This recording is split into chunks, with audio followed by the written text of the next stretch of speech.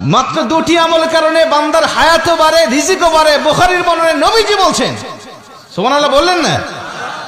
এক নম্বরে, যেই ব্যক্তি আত্মীয়তার সম্পর্ক রক্ষা করে। আত্মীয়তার সম্পর্ক রক্ষা করা বলতে এটা বোঝায় না যে আমি আমার বোনের সাথে কথা বলি, বোনও আমার সাথে কথা বলে, এটা আত্মীয়তার সম্পর্ক রক্ষা নয়। সাহাবী প্রশ্ন করলেন, ইয়া রাসূলুল্লাহ, তাহলে আত্মীয়তার সম্পর্ক রক্ষা কি? বলছে, তোমার বোন তোমার সাথে কথা বলতে চায় না, তুমি জোর করে তার সাথে সম্পর্ক টিকিয়ে রাখো।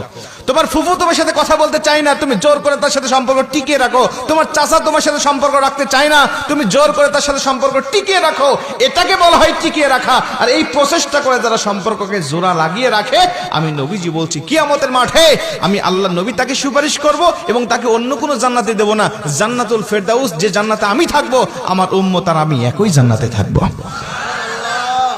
দুই নম্বরে নবীজি বলছেন, যারা গরিব দুঃখী অভাবীদের মাঝে বেশি বেশি দান সদকা করে, আল্লাহ পাক তার রিজিকের মধ্যে বরকত দেয়, হায়াতের মধ্যে বরকত দান করে। বাস্তব ঘটনা একটা বলি আপনাদেরকে। অস্ট্রেলিয়ার বিশ্ববিখ্যাত একজন যুবক ছিলেন, মুসলিম সম্ভ্রান্ত পরিবারে তার জন্ম হয়েছিল। গুগলে সার্চ দিলে এখন পেয়ে যাবেন, মোহাম্মদ আলী বানাত লেখে। আলী বানাতে 2013 সালে এক কাপ চা খাইতে খাইতে জিহ্বার মধ্যে ফোসকা পড়ে গেল। কোটি কোটি ডলারের মালিক ছিলেন, যার হিসাব সাংবাদিকরা দিতে পারেন নাই। সবচাইতে বড় বড় দামি দামি ফেরারি ব্র্যান্ডের গাড়িগুলো তিনি ব্যবহার করতেন, অনেক দামি দামি ব্রেসলেট ব্যবহার করতেন, ঘড়ি ব্যবহার করতেন, যেগুলোর কোনো প্রয়োজন ছিল না, এগুলো তার কালেকশনের মধ্যে ছিল। শত শত গাড়ি, শত শত মোবাইল, শত শত দামি ব্রেসলেট এবং ঘড়ি, এই সমস্ত বিলাসী জীবন তিনি উদযাপন করতো সবসময়। কোটি কোটি টাকার মালিক ছিল। একদিন চা খাইতে খাইতে হঠাৎ করে জিহ্বার মধ্যে ফোসকা পড়ে গেল। ওখান থেকে ক্যান্সার শুরু হয়ে গেল। ডাক্তারের কাছে গেলেও ডাক্তার বলছে, তুমি তো দেরি করে ফেলেছো। কেন? ক্যান্সারের 4টা ধাপ থাকে, তুমি একেবারে 4 নম্বর ধাপে এসে পৌঁছে গেছো। এখন তোমার রক্ষার মতো কোন রকম কোনো পথ নাই। অতএব যা করার দরকার ভালো মন্দ খেয়ে নাও, আত্মীয়দের সাথে বেয়াদবি করতে থাকলে ক্ষমা চেয়ে নাও।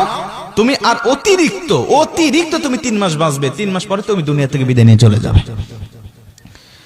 কোটি কোটি টাকার মালিক আলী বানাত চিন্তা করলেন, বাঁচবই না যখন, দুনিয়া থেকে চলেই যাবো যখন, বড় বড় ডাক্তাররা একই রকম কথা বলছে, অতএব এই দুনিয়ার জমিন এত সম্পদ দিয়ে কি হবে আমার? নিজে প্রাইভেট বিমানে করে করে গিয়ে সোমালিয়ায়, আলজেরিয়ায়, আফ্রিকায়, বিভিন্ন গরিব দেশে গিয়ে গিয়ে নিজের সব সম্পদগুলো দান করে দিলেন।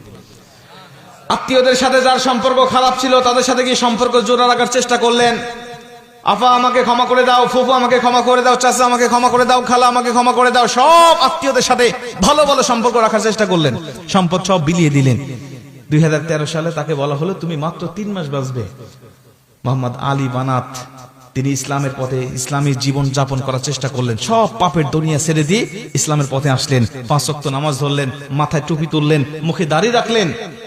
আলী বানাত যেদিন মারা যাবেন, 3 মাস নয়, প্রায় 3 বছর আল্লাহ পাক তাকে হায়াতটাকে লম্বা করে দিয়ে তিনি যেদিন হাসপাতালের বেডে দুনিয়া থেকে বিদায় নিয়ে চলে যাবেন, ওদিন তিনি কুরআনুল কারীম তেলাওয়াত করতে করতে দুনিয়া থেকে বিদায় নিয়ে চলে গেলেন।